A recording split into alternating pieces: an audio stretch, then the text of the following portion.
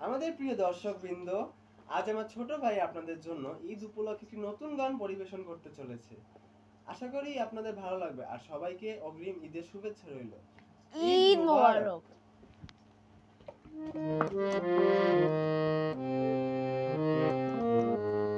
খোদার প্রেমে শরব পিয়ে বেহুশ হয়ে রই পড়ে হায় ছেড়ে মসজিদ আমার মুর্শিদ এলো যে ওই পথ ধরে হায় খোদার প্রেমে শরব পিয়ে।